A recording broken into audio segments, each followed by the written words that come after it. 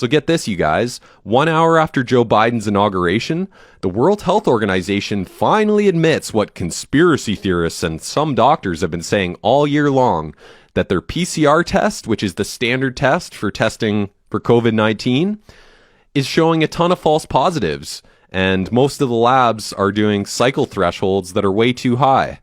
So that's pretty convenient that they tell labs this an hour after Joe Biden's inauguration, because that's going to cause cases to go way down. But the mainstream media has no intention of telling you about this faulty PCR test notice that the World Health Organization put out. They're just going to show a decline in cases, and it's going to look like the vaccine's working or Biden's doing a good job. But come on, we're not stupid. We see what's going on here.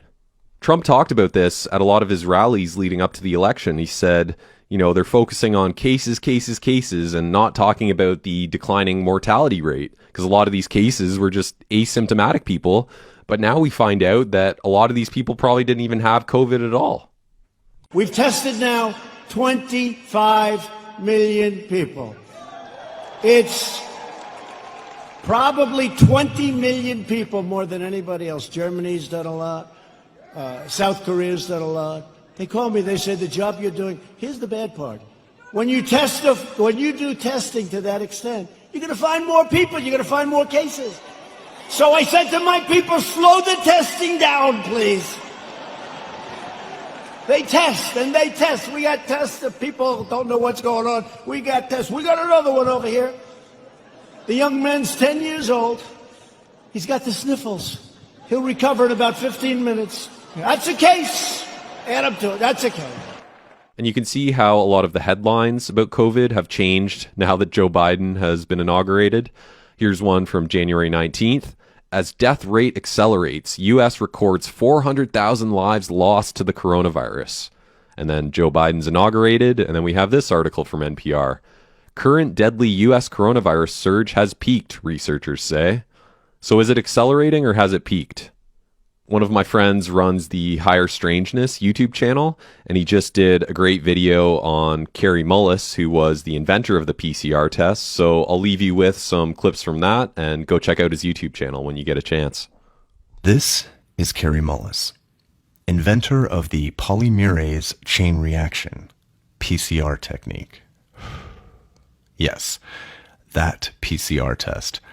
He is also a biochemist and Nobel laureate. PCR technique went on to become the central technique used in biochemistry and molecular biology. So that alone definitely gives it merit. The New York Times described his invention as, quote, highly original and significant, virtually dividing biology into two epochs of before PCR and after PCR. Suspiciously, Kary Mullis died of an upper respiratory illness just a few months before the big COVID psyop.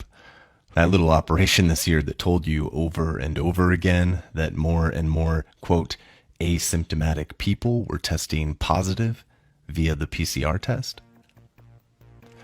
Those charts are pretty scary looking, unless you actually know what you're looking at. I wonder what Kary would have had to say about all this. I guess we'll never know. But I bet I have a pretty good idea of what he would have said. And I would also bet they had a pretty good idea too. I don't think you can misuse PCR. No, the results, the interpretation of it. See, if you can say, if they could find this virus in you at all, and with PCR, if you do it well, you can find almost anything in anybody. And it looks like the WHO also knew. All along, I'm sure. As did thousands of other doctors screaming at the top of their lungs with no media coverage whatsoever. In fact, most of them were censored or ridiculed, and a few even lost their careers over it, for telling the truth.